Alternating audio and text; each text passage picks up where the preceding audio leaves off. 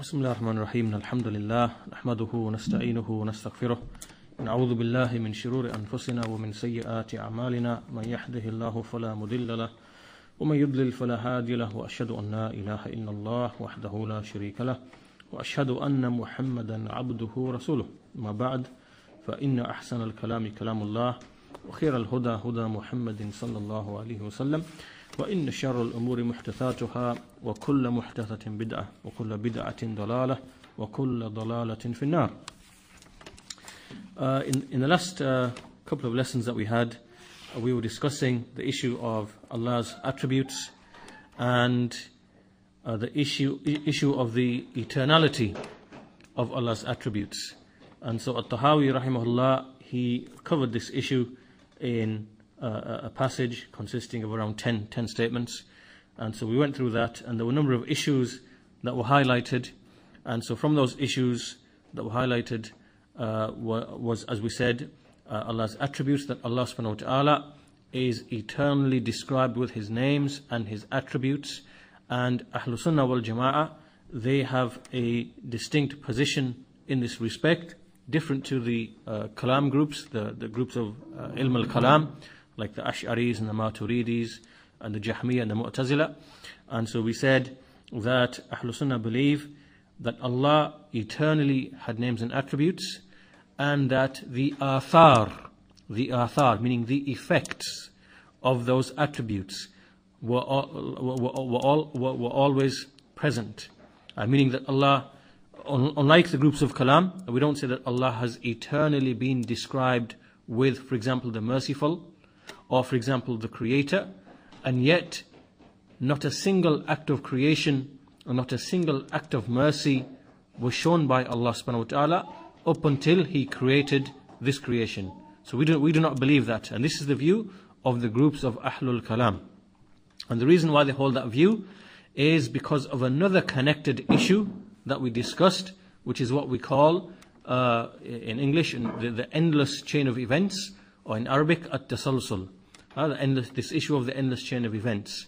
And so for that reason, for the reason that they do not accept an endless chain of events in the past, then for that reason they had to hold this view with respect to Allah's sifat.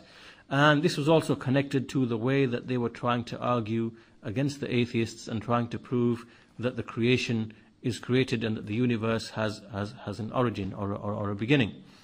And so all of these issues are in fact connected, and so Ahlul Sunnah believe that Allah has eternally been described with His attributes and His names, and that the athar, that the effects of those attributes, that Allah has never ceased speaking if He so wills.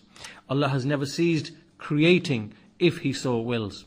Allah has never ceased forgiving if He so wills. That these actions of Allah, that because Allah is eternal, then likewise we affirm, and this is what the evidence in the Quran and the Sunnah indicates, that Allah has had these attributes in eternity, and their athar have been manifesting likewise in eternity.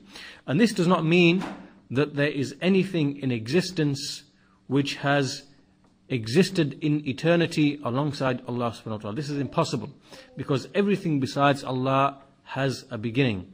And even if we say that Allah has eternally been the creator, al-Khaliq, and that He has never ceased creating, then that does not mean that any single creature or creation of His has existed with Him in eternity. No, because everything besides Him has a beginning. And so the only uncreated being is Allah subhanahu wa ta'ala, and everything besides Him has a beginning. So we do not see a problem between, or a conflict between, saying that Allah has never ceased creating if He so wills, and between saying that nothing besides Him is eternal. Those two things can go together. And this was the issue, or this was the problem that the Kalam groups, why they said that, or why they denied, or why they held certain positions with respect to Allah's sifat. This is why the Jahmiyyah and the Mu'tazila said that Allah never had any attributes or names up until He created the creation, and then the creation named Him with those names and attributes which are created things. Right? Like the Jahmiyyah and Mu'tazila say. And nor like what the Ash'aris and Maturidis say, that Allah was eternally with names and attributes, but their athar never manifested up until He created the creation. So they hold these views because of that reason, as I said, which is all connected to this issue of how they were trying to argue for the creation being created. And as a side point, something that maybe should have been mentioned at the relevant point in the previous lessons, the proof that these Ahlul Kalam were using, there's a certain name for it in English, they call it the Kalam cosmological argument. The Kalam cosmological argument. And the reason why we raise these issues is because today you find people using that same argument. People who go out there and they claim to be debating with the atheists, and you see them on YouTube, and some of them, I could mention their names. Some of them have even visited Middlesbrough and given talks at the university, and they, when they debate with the atheists and the philosophers and the scientists, this is the proof that they rely upon, and they rely upon this proof, and in a few instances they've been absolutely completely destroyed in argument without them even realizing it. And often you see that the Muslim audience, they're not thinking rationally, and they're just supporting this individual or this Muslim just merely because he's a Muslim, and merely because he's debating an atheist or a non-Muslim. And so you see them, being supportive, despite the fact that the argument is completely batil, is false, and some very, very shrewd and intelligent non-Muslim scientists, atheists, whatever, have picked out the flaw and pointed to it or hinted to it, right? But without this Muslim debater even realizing himself, right? So the reason why this issue is important is because even though it's an old issue that was raised by the Ahlul Kalam, and we still see people following and falling into this same mistake of trying to argue for Allah's existence using a flawed method, a corrupt method, which in fact goes on to prove the opposite. So that was the issue covered really in the previous two lessons. And then connected to that, as we said, was the issue of the endless chain of events, or if you like, the infinite regress, or if you like, in Arabic, at-Tasalsul. And so we mentioned in the previous lesson that this is of three types when we discuss it. There are three angles from which we look at this concept. And so the first is with respect to Allah's attributes. And we've already established that Allah's attributes are eternal. So we affirm and accept at-Tasalsul with respect to Allah's attributes. As in, Allah is eternally described with His attributes. Allah is eternally described as one who creates if He wills, as one who speaks if He wills, as one who acts if He wills. So this is eternally in the past. And so the second angle that we looked at is from the angle of the creatures themselves. Can there be tasalsul, as in an endless chain of events with respect to the creatures? And we said that all of the factions of the Muslims, all of them are agreed that this is denied in the past. That no creature or creation can, as an entity, can remain endlessly, in the past. And so this is different to the philosophers, those who are outside of the fold of Islam, who held that the universe is eternal. There's only one universe, it is eternal, and so this is different to them. And so from this aspect, we deny an endless chain of events in the past. But as for the future, then we affirm it, because we know that paradise and hellfire are eternal, and the inhabitants of paradise and hellfire will remain eternally. And so therefore we do have creatures or created things remaining eternally in the future. And the third angle from which we looked at it is with respect to the asbab and the musabbabat, the causes and their effects. And so Ahlul Sunnah affirm that there are causes and effects, and that, for example, we say, that fire burns because Allah has made fire, or Allah has made burning from the effects of the fire. That fire has some, inherent property or ability which Allah has placed in it, by which it produces its effect. Right? So we affirm causes and effects in the creation.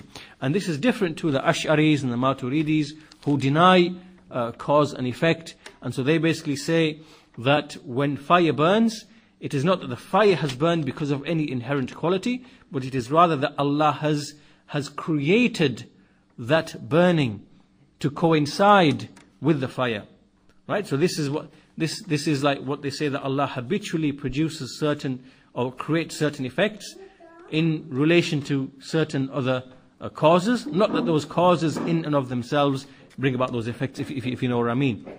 And so the question here, the question here then was that we can also speak of at-tasalsul, or endless chain of events, with respect to these asbab.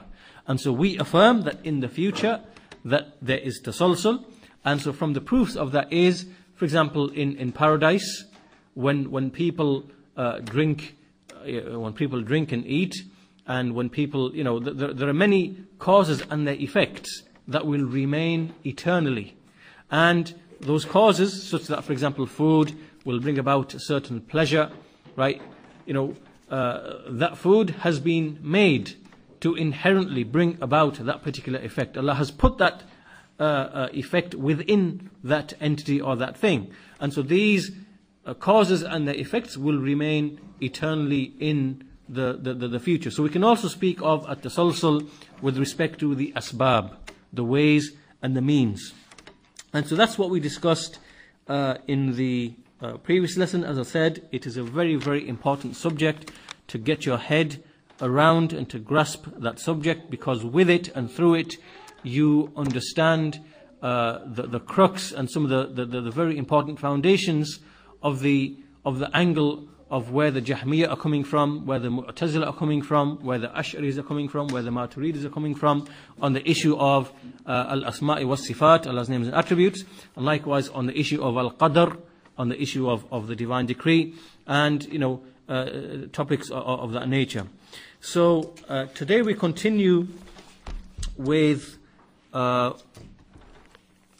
next series of statements by at-Tahaawee.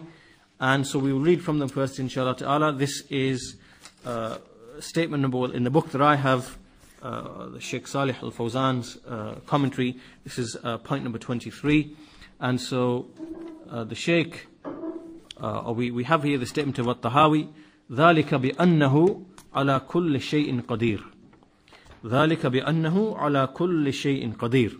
So after discussing what has passed, if you remember and if you recall that in what has preceded, at-Tahaawee has mentioned many things about Allah and His names and His attributes. The fact that He is, there is nothing like Him, there is nothing that resembles Him, there is nothing that makes Him incapable, there is nothing worthy of worship besides Him, that He is eternal without beginning, eternal without end, that nothing happens except what He wishes, and that the minds cannot imagine Him. There's nothing from the creation that resembles Him.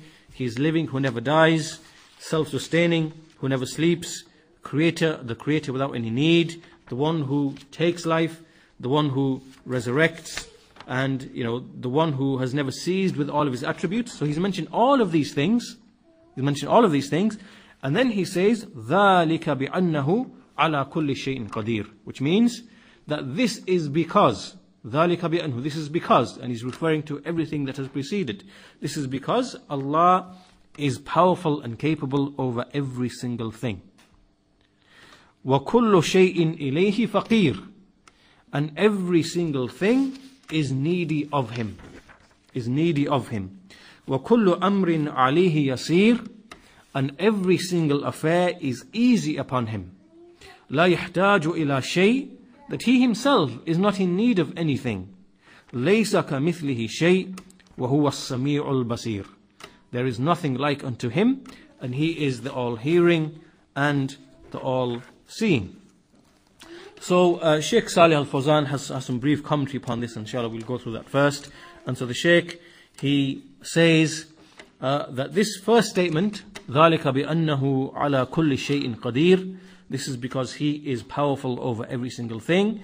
Then the Shaykh says this is also an eternal description. Allah has never ceased eternally to be one who is powerful and capable over every single thing.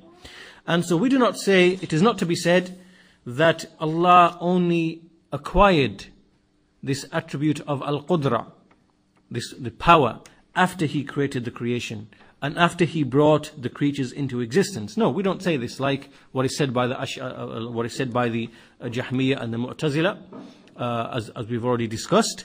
And so we say that al-Qudra is an eternal attribute. Allah has never ceased with this attribute, but rather we say that Allah brought about the creatures because this is from the athar. This is from the effects. This is an effect that arises from the fact that Allah subhanahu wa ta'ala is powerful and capable over every single thing, and that the fact that Allah has eternally been described with al-Qudra. So this is what we say. And Allah is the one subhanahu wa ta'ala who described Himself that He is ala kulli shay'in qadir, the one who is powerful over every single thing, that He is able to bring the existing things, like even those things which are non-existing, that which is mawjood and that which is ma'doom.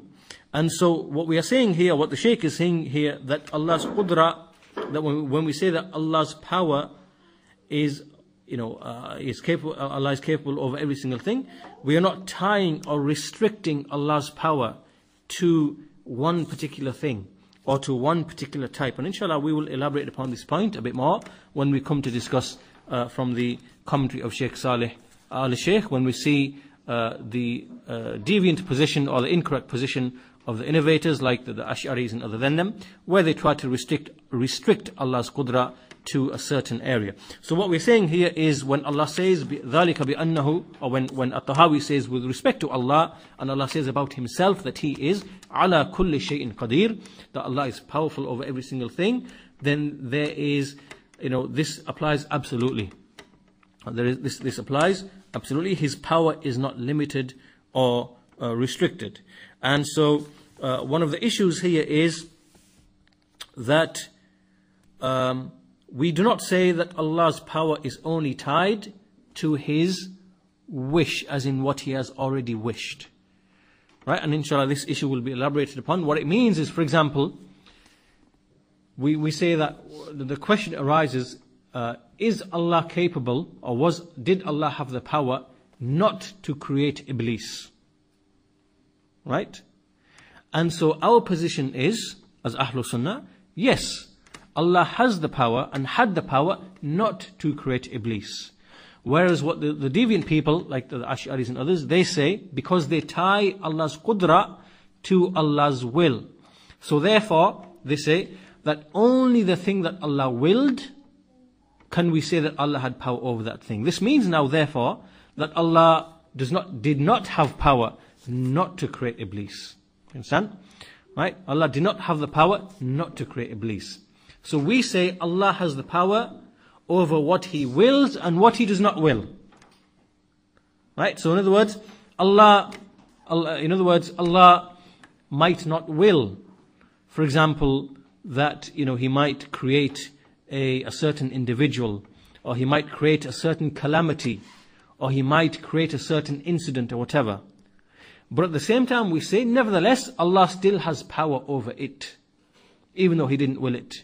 Whereas what the Ash'ari say, and other than them, they say that Allah's will, Allah's qudra, Allah's power is only tied to what He wills. So the only things Allah has power over are the things that actually take place. And inshallah ta'ala we will see a refutation of this claim when we look at some proofs in the Quran, when we look at the commentary of Shaykh Saalih Aal. But for now, this is the issue here. So when we see at-Tahaawee establishing here, ذَلِكَ بِأَنَّهُ عَلَى كُلِّ شَيْءٍ قَدِيرٍ, this is because Allah is powerful over every single thing, then there are no restrictions or limitations as to this particular qudra of Allah subhanahu wa ta'ala. And we see here that the Shaykh brings an ayah in the Quran or in fact is a proof that is used by the Ash'aris and other than them to try to prove that Allah's qudra is tied to His mashi'ah. Right? But they misunderstand this proof, because this proof is only speaking about a very specific thing. And this proof is in Surah Ash-Shura, Surah 42 verse 29, Allah says, وَمِنْ آيَاتِهِ خلق السماوات والأرض وما بث فيهما من دابة وهو على جمعهم إذا يشاء قدير.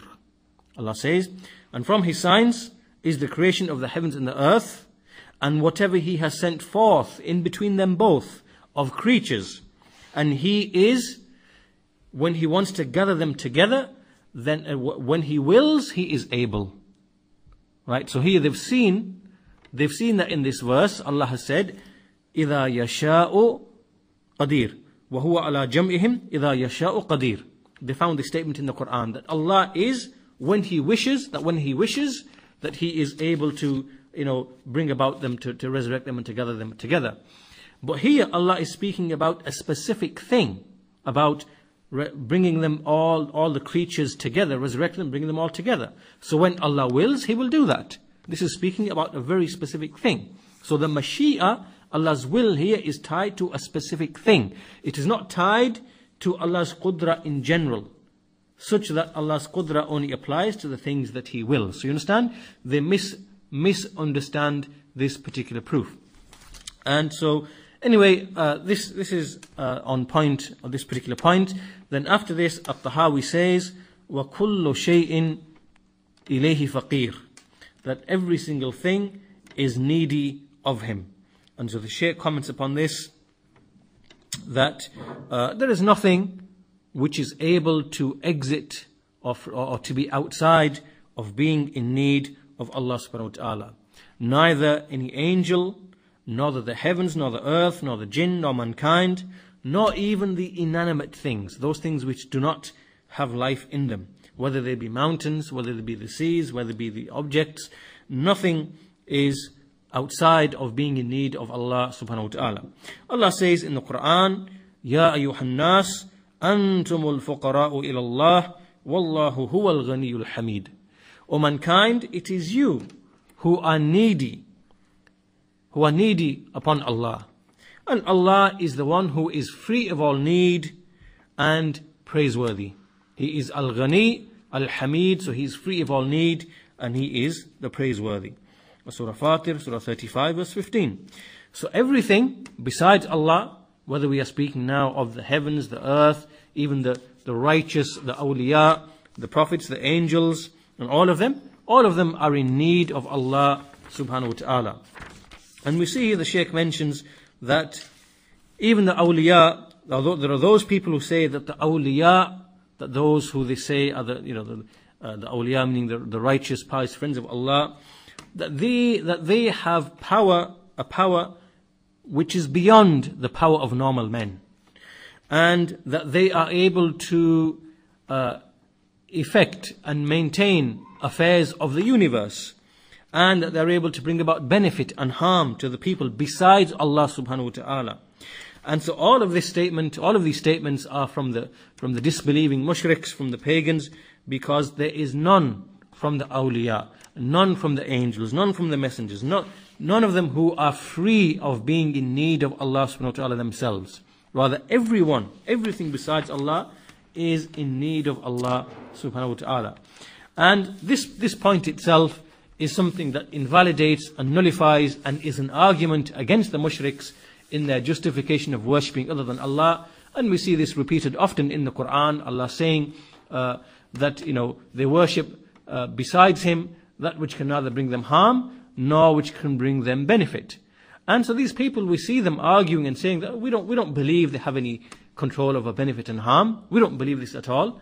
So if you affirm that, then this is the very argument Allah is making against you in the Quran, that you are worshipping that which neither brings you benefit nor harm, and your worship of them is merely by you calling upon them, or merely by you seeking intercession from them directly, and all the various other things that they fall into.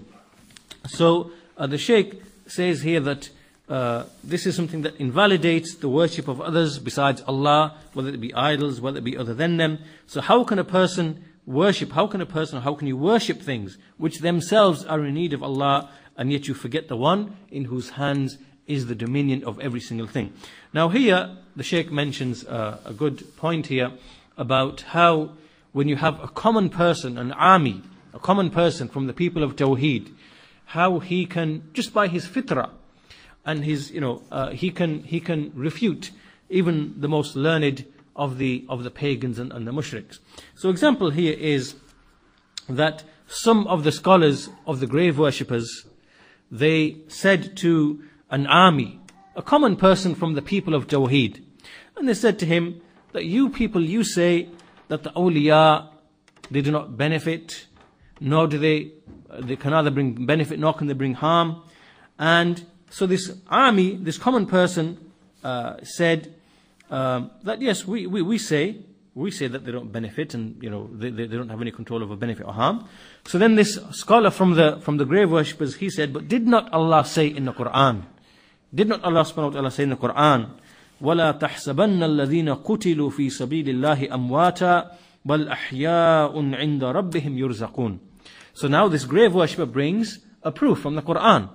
He says, Allah says, do not think that those who are killed in the path of Allah are dead. Rather they are alive, being provided for with their Lord. بَلْ أَحْيَاءٌ عِنْدَ رَبِّهِمْ يُرْزَقُونَ. Okay, so they are living, they are alive, being provided for with their Lord. And so this army, so when this pagan grave worshipper, the scholar from the grave worshippers mentioned this verse, the army said, the common person said, from the people of Tawheed, he said, so did Allah say in this verse, yurzaqun, or did he say, yarzuqun?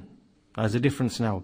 Because when Allah says that they are living in the Rabbihim yurzaqun, this is in the passive tense. It means that they are alive, with their living with their Lord, being provided for with their Lord. Meaning that they are the ones who are being provided for. So Allah said, yurzaqun, He did not say yarzuqun. He did not say that they are the ones who are providing. Right? They are the ones who are providing rizq. And so therefore, I myself will ask the one who is providing them. Right? That's why I'm not going to ask them. Rather, I'm going to ask the very one who has informed you in this verse that they are being provided for. And so in this manner you see that the army, this common person, just from his fitrah, that he has defeated this scholar from the grave worshippers. And this is because these people misunderstand and misuse the verses in the Quran. And a person from his fitrah, when he sees these verses being used, from his fitrah sometimes he can see that which is correct and that which is false. And so on this point, the Shaykh concludes his commentary upon this point, and then he moves to the next one, the next statement of at-Tahaawee, وَكُلُّ أَمْرٍ عَلَيْهِ يَسِيرٌ, that every single issue or every single affair is easy upon him, easy upon Allah subhanahu wa ta'ala. And so the Shaykh comments upon this by saying that the affair with Allah subhanahu wa ta'ala is as simple as this: إِنَّمَا أَمْرُهُ إِذَا أَرَادَ شَيْئًا أَن يَقُولَ لَهُ كُن فَيَكُونَ.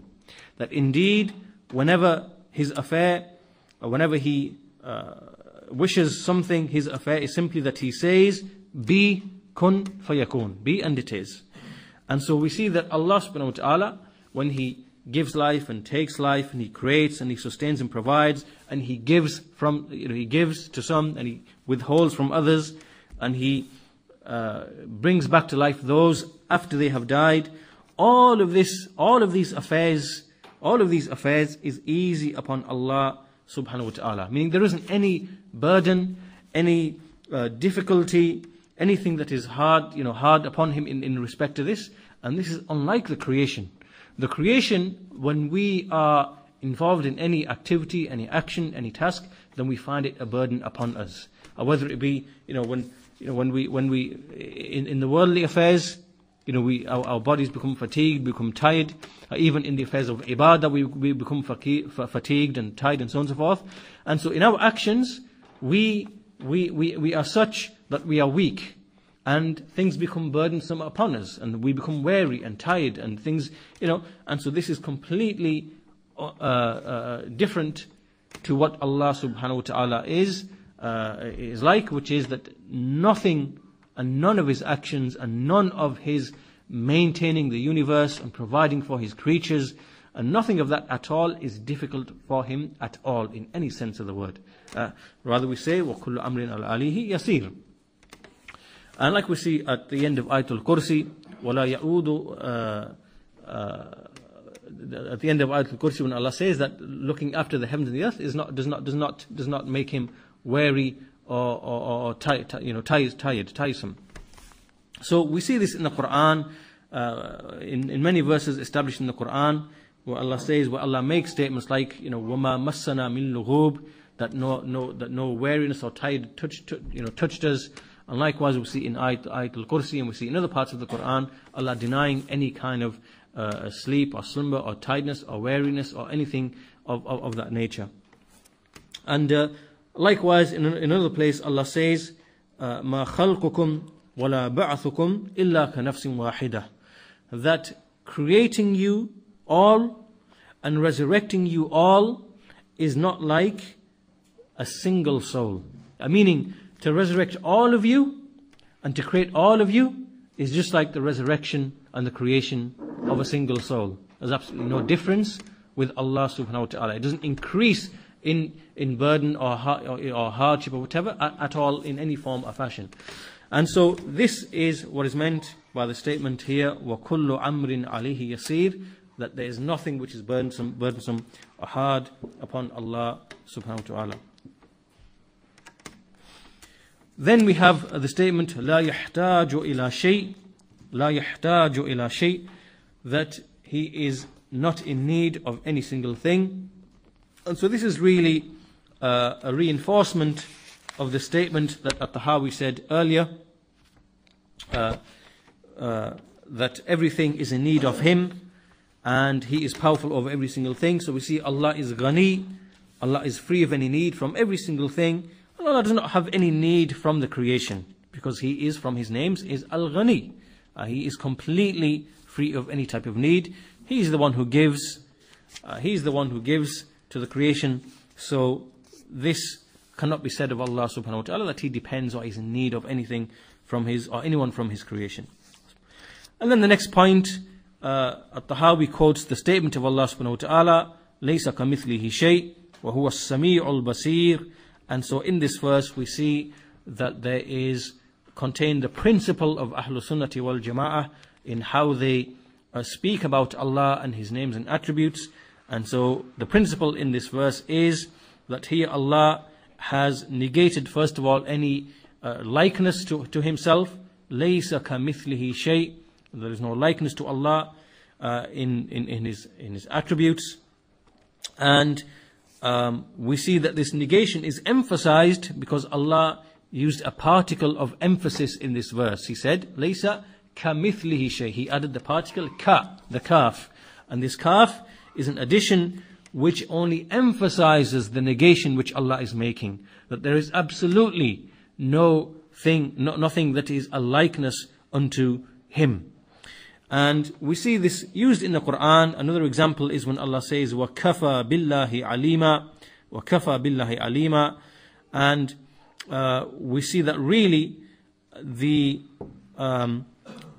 asal, originally it should really be said, وَكَفَى اللَّهُ عَلِيمًا, that Allah, sufficient is Allah as one who knows. But here Allah has added a particle, which is the particle ba.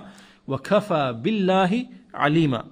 And so again, the ba, the letter ba, has come as ta'keed, as an emphasis. So we see this in the Quran, where we have the addition of a letter, like the kaf or the ba, and other than that, and all of this is to emphasize the meaning. So we see that the first half of this verse is an emphatic denial of there being any likeness between Allah and His creatures, and between Allah's attributes and the attributes of His creatures. And so nothing resembles Him or is like Him. And at the end of the verse we see Allah has said, وَهُوَ السَّمِيعُ الْبَصِيرُ, وَهُوَ السَّمِيعُ الْبَصِيرُ. And we see that in using these two names in affirming attributes for Himself, we see there are three things contained. First of all, the names as-Sami' al-Basir.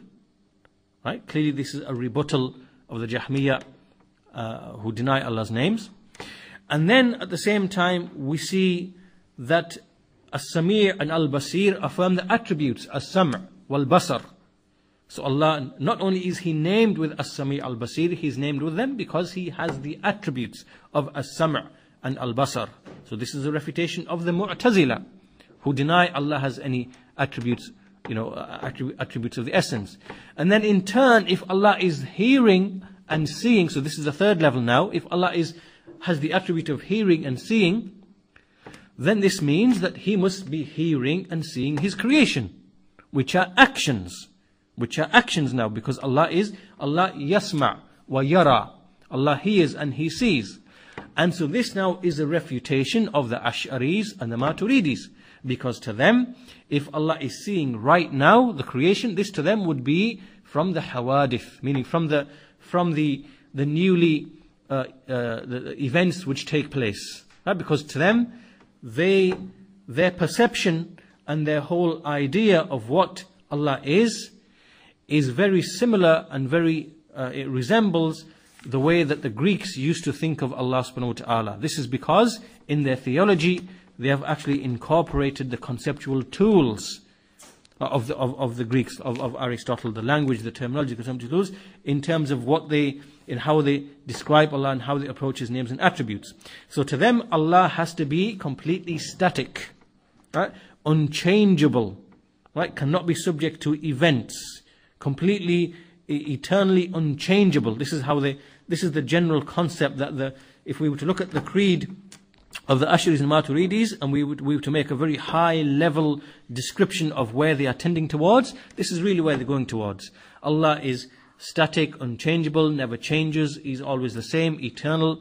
And so this clashes with what we find in the Quran, that Allah is living, seeing, willing, choosing, meaning that He has actions tied to His will, and so we see a difference in the conception and the perception of how we believe in Allah and how we understand Allah to be. And so when we say here, when we look at this verse, وَهُوَ السَّمِيعُ الْبَصِيرُ, then it is a very deep and profound verse, because first of all, in the first half we see Allah has emphatically negated any likeness. In the second part of the verse we see He used as-Sami' and al-Basir. And in fact we can go on and on, mention many points that the scholars have mentioned about the wisdom behind choosing as-Sami' and al-Basir. But for the sake of conciseness, we can mention that when we look at these two names, we extract three things from it. First of all, there are two names established for Allah, so we affirm names. Secondly, there are two attributes established for Allah, as-Sam' wal-Basar. And thirdly, if Allah is hearing and seeing, then He must be hearing and seeing something, which means that Allah right now He's hearing and He's seeing. Which means Allah has actions, and we affirm actions for Allah. And so, but what the Ash'ari say, and this is from one of the secrets about them, is that although they claim to affirm 7 attributes for Allah, they say, we affirm that Allah is living, He is al-Hayy, and that He has al-Hayah, the attribute of life, and that He is willing, that He has irada, and that He is one who speaks, that He has kalam, and that He is one who has qudra, power. Basically they mentioned 7. He has knowledge, al-ilm, then He has hearing and seeing. But the reality of the matter is that there are 3 of these attributes which cause a big problem for them, which is Allah's hearing, and Allah's seeing, and Allah's kalam.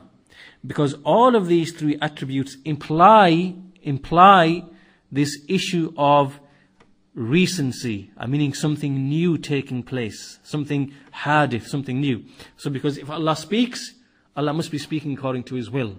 If Allah is speaking according to His will, that means He is speaking and saying things that He never spoke before.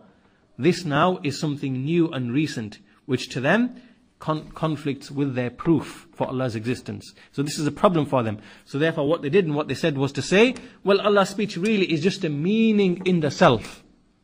Right? So therefore, by using this explanation, this kalam nafsi, that kalam is just a meaning in the self, they've actually negated from Allah that He actually speaks.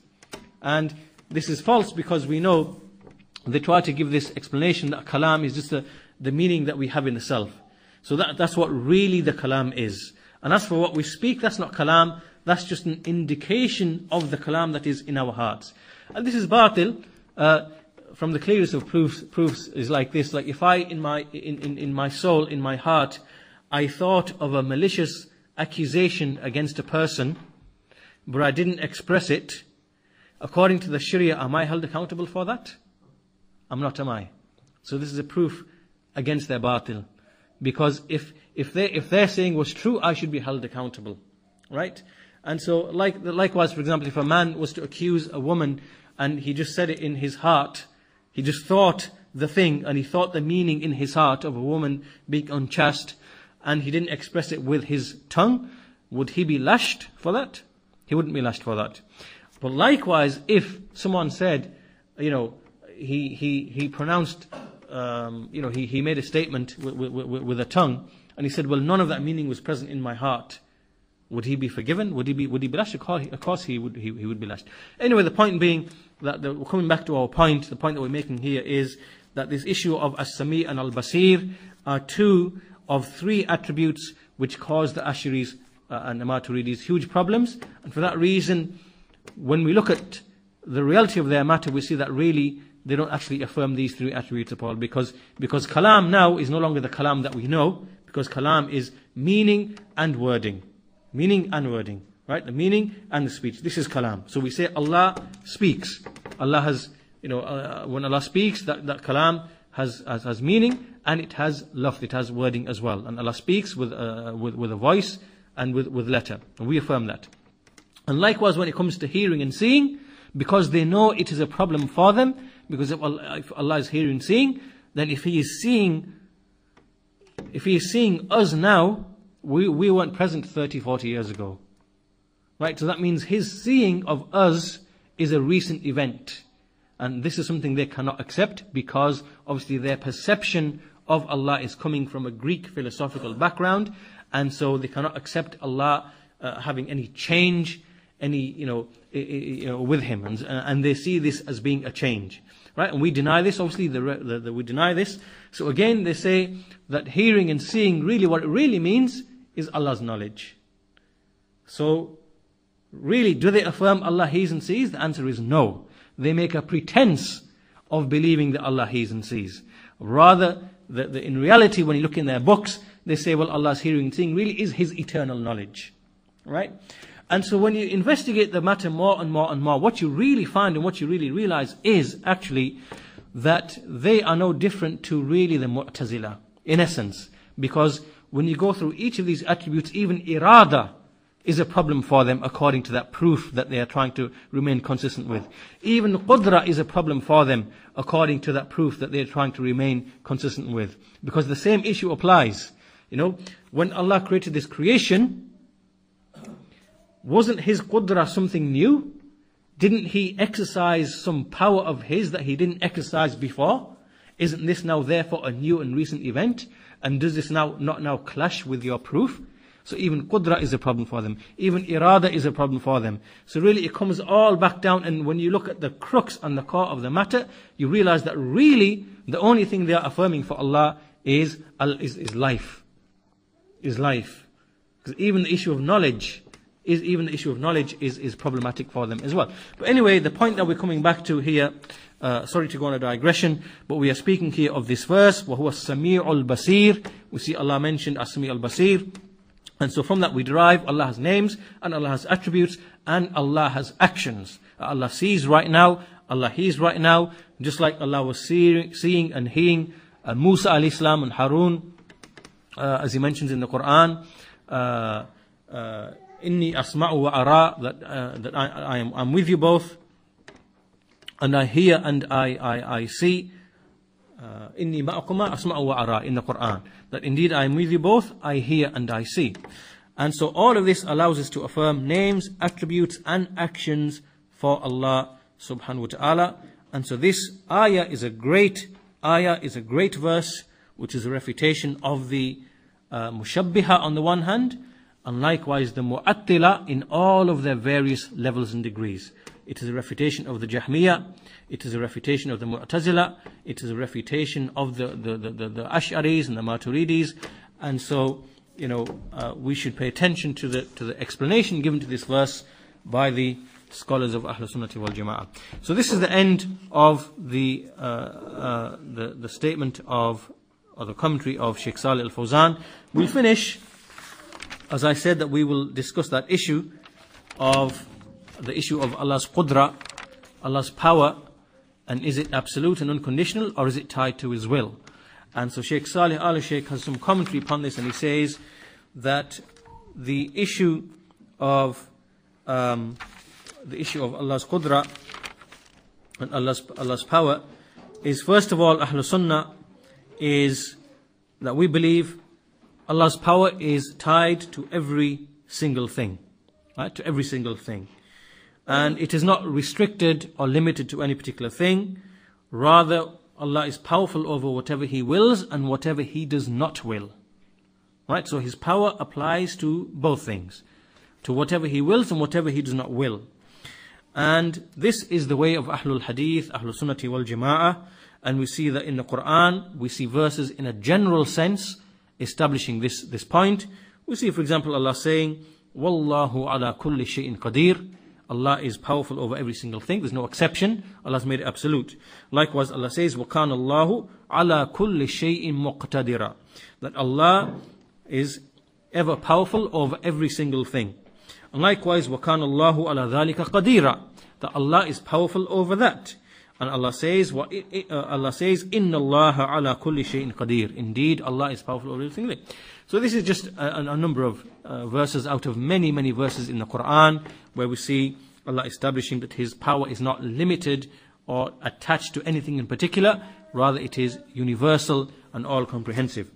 So now we see that there is another position that we mentioned before, the position of Ahlul Bid'ah, the Ahlul Kalam, from the Ahlul Kalam in general, in fact. And what they say is that they try to attach Allah's qudra with Allah's will. They try to attach Allah's qudra with Allah's will. And this is a position of the Ahlul Bid'ah and likewise the Ahlul Kalam, those from the Ahlul Kalam. And so they say that Allah's power is only applies to those things which He wills. And so, for example, we said that if a question was to be asked, is Allah able to not create Iblis? Then according to them, the answer would be no, Allah does not have power over that. Because Allah's power is only tied to those things which He wills. And because Allah willed to create Iblis, then it was not in Allah's power not to create Iblis. Right? It's in accordance with Allah's will. And likewise, if it was said, is Allah powerful and able to not create the heavens? Then their answer would be no. Allah is not able to not create the heavens because His power is only tied to His will. And so this is their statement. And this statement is falsehood. And its falsehood is known from a number of angles. The first angle is that the proofs that we looked at just now in the Quran, when Allah establishes that Allah is ala kulli shay'in qadir, powerful over every single thing, these verses, first of all, are a general refutation of this point. Because there's nothing to limit and restrict His power to any particular thing. Second point, the second proof against it is a very clear, explicit proof, and it's in the Quran. And this is the verse when Allah says, so pay attention to this verse. Allah says, قُلْ هُوَ الْقَادِرُ عَلَىٰ أَنْ يَبْعَثَ عَلَيْكُمْ عَذَابًا مِنْ فَوْقِكُمْ أَوْ مِنْ تَحْتِ أَرْجُلِكُمْ أَوْ يَلْبِسَكُمْ شِيَعًا وَيُذِيقَ بَعْضُكُمْ بَأْسَ بَعْضٍ. Allah says, say He is powerful and able. قُلْ هُوَ الْقَادِرُ عَلَىٰ أَنْ يَبْعَثَ عَلَيْكُمْ عَذَابًا. That He is able to send over from on top of you a punishment, or from under your feet. So either send you a punishment from above or from below. Or that He may involve you in party strife, meaning in strife amongst yourselves, and to make you taste the punishment from the harm and the evil, some from others. Meaning to punish you by you yourselves, amongst you, to make you involved in party strife and problems and punish you that way. So when the Messenger sallallahu alaihi wasallam, when this verse was being revealed, the Messenger, he was reciting this verse as it was being revealed. So he was reciting and saying, قُلْ هُوَ الْقَادِرُ عَلَىٰ أَنْ يَبْعَثَ عَلَيْكُمْ عَذَابًا مِّن فَوْقِكُمْ. So Allah says, say He is able and powerful over sending you punishment from above you. And when the Messenger recited this verse as it was being revealed, he said, أَعُوذُ بِوَجْهِكَ. He said, I seek refuge in your face. Now from that is what Allah should do. And then he said, أَوْ مِن تَحْتِ أَرْجُلِكُمْ. Or from beneath you. And when the Messenger recited this part of the verse, he said, أَعُوذُ بِوَجْهِكَ. I seek refuge in your face. And then he recited the last part of the verse, أَوْ يَلْبِسَكُمْ شِيَعًا وَيُذِيقَ بَعْدَكُمْ بَعْسَ بَعْدٍ. Or that He should turn you into parties, and taste and make you taste the harm of each other, like this party strife amongst each other. And then the Messenger sallallahu alaihi wasallam, he said about this, هَذَا أَحْوَنْ. He said, this is easier. Meaning this is easier upon the soul, that Allah should punish the ummah by way of strife amongst themselves, rather than that He should destroy them and punish them by a calamity coming from above or a calamity coming from below. So the point of evidence from this, is that did Allah will to destroy this nation by punishment from above or from below? And the answer is no. Allah did not destroy this ummah in that manner, or bring harm to this ummah in that manner, like He did previous nations, where He wiped out whole nations, like the Iyaad and the Thamud and other. He wiped the whole nations out in whichever way He will. But here we see, what did Allah say? Allah said, say He is al-Qadir. He is able and powerful over that He should destroy you by punishment from above you or below you. But did Allah destroy this nation in that manner? No, He hasn't. But rather we see that this party strife and sectarianism and splitting and so on and so forth, this is how Allah punished this nation. So this proves that in the Quran Allah has said that He is able and powerful over that He should do something, yet it didn't actually take place. So this proves that Allah's qudra also applies to that which He does not will. So this is a refutation of this position that we see being held by some from the Ahlul Kalam, and I believe this is a position of the Mu'tazila. And I know I mentioned the Ash'aris at the beginning, but this is the view of the Ahlul Kalam, Ahlul Bid'ah and Ahlul Kalam. The Shaykh has mentioned that in general. And so this is the second proof then which is brought, and the Shaykh mentions here that this statement, this false statement, is from the effects of the saying of the Mu'tazila. And so with that we conclude today's lesson and with this passage. And so inshallah ta'ala we can move on to in the next lesson we'll move on to the next passage, in which at-Tahaawee begins to address the issue, or to elaborate upon the issue or the issues connected to al-Qadr. We see that in at-Tahaawee's creed he touches upon the issue of al-Qada wal-Qadr in a number of places to a different level or depth. And so in the next passage we see many of the statements, the next maybe 10-15 statements that at-Tahaawee brings, or maybe next 10 or so statements that at-Tahaawee brings. All of them are tied to Allah's creation and the decree and the creation of their actions, and them being ordered with obedience and keeping away from disobedience, and Allah's will and the servant's will. So all of this then we are entering now into the subject of the issue of al-Qadr, and so probably we will deal with that over a series of lessons. So with that inshallah ta'ala we conclude today's lesson. Any questions on anything that's been said? A few minutes for that inshallah, otherwise we will conclude the lesson there.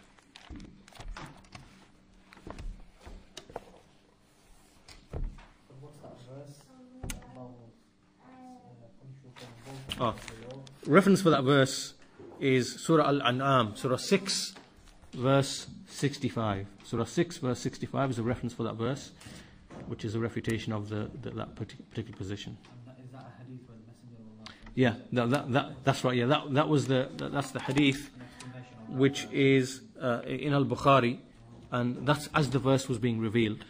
Yeah.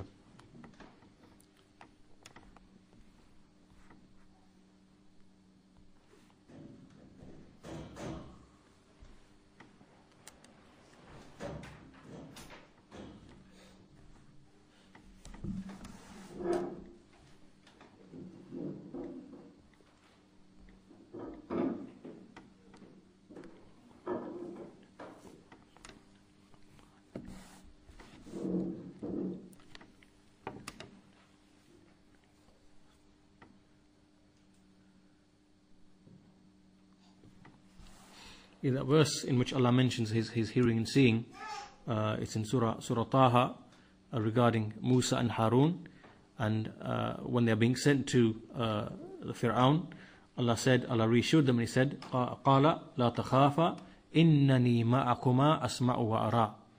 So Allah said to them, do not fear, indeed I am with you both, أَسْمَعُ وَأَرَى, that I hear and I see. And this is one of the proofs that we use against the deniers and the negators, to establish that Allah subhanahu wa ta'ala, that He hears and sees us right now, and it is unlike what they say and they claim that Allah's hearing and seeing is simply an eternal knowledge, right? That Allah in eternity has knowledge of what is seen and heard, not that Allah actually hears and sees right now, right? And again, you should appreciate the reason why they hold that view, because it goes back to their theology, because to them they cannot accept any recency or anything new or any change with Allah or His essence, because of the proof that they are holding to prove Allah's. Recency means something new that wasn't there before. Something which is hadith. Like for example, hadith. That just means something recent and new. Yeah, it's like they deny that this can be applied to Allah subhanahu wa ta'ala, because Allah to them is unchangeable. Static, yeah. Allah cannot change. Allah is, so therefore Allah cannot have any speech which He did not speak before. Understand? Allah, so this really brings about many problems for them, and that's why they deny Allah's actions. That's why they say that Allah cannot. This is the whole foundation of saying the Quran is created. Because it can't be Allah's speech. How can Allah speak something new? Allah cannot have speech. This is why they're saying that. That's why the Jahmiyyah said that, and they were followed by the Mu'tazila and the Ash'aris. So likewise, so the same thing they're applying here. If Allah is seeing me and you right now, me and you did not exist 40 years ago. So Allah was not seeing us then, but now Allah is seeing us. Well, that act of seeing is additional to what was before, and this would represent a change in Allah's essence, or a change in Allah's knowledge, or a change in Allah's hearing and seeing. Do you understand? So therefore, that's why they are forced to say Allah's hearing and seeing is not actual hearing and seeing, rather it is His eternal knowledge, because they are trying to flee and escape from what is in the Quran, that Allah is, right now hearing and seeing. He's involved in His creation. If He wishes to punish, He will punish. If He wishes to forgive, He will forgive. If He wants to provide to somebody, He will provide. If He wants to withhold from somebody, He will withhold.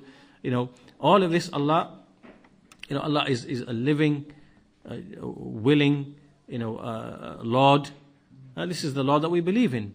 But to them, it is like Allah is a mute, unable to speak, unable to see right now, unable to hear right now, unable to will things right. You understand? To them, it's just once in eternity, something static, unchangeable, and so on and so forth. And that concept, that idea, is something that is found originally it comes from the Greeks. And because they used the underlying language of the Greeks, al-Jawhar wal-Arad, substance and accident and all that nonsense, and they incorporated it into their theology, then they were forced to tend and go in that same type of perception and direction. And so the end result, this is what Ibn al-Qayyim says. Ibn al-Qayyim rahimahullah, in his book As-Sawa'iq al-Mursala, he says that this is the Lord that they believe in. They believe in a Lord which is mute, deaf, can't, because they don't really believe Allah hears right now what we are speaking right now. They treat it as being knowledge. That Allah is a distant, remote, far away, Lord that cannot speak, that cannot, interact with His creation, And this is the very idea that the Greek philosophers had, and so So anyway, that verse, as I said, that verse is in Surah Taha, Surah 20, verse 46, where Allah says, قَالَ لَا تَخَافَ, do not fear, to Musa and Harun, إِنَّنِي مَعَكُمَا أَسْمَعُ وَأَرَى. I'm with you both, إِنَّنِي مَعَكُمَا أَسْمَعُ وَأَرَى, that I hear and I see. Well, that establishes Allah has actions.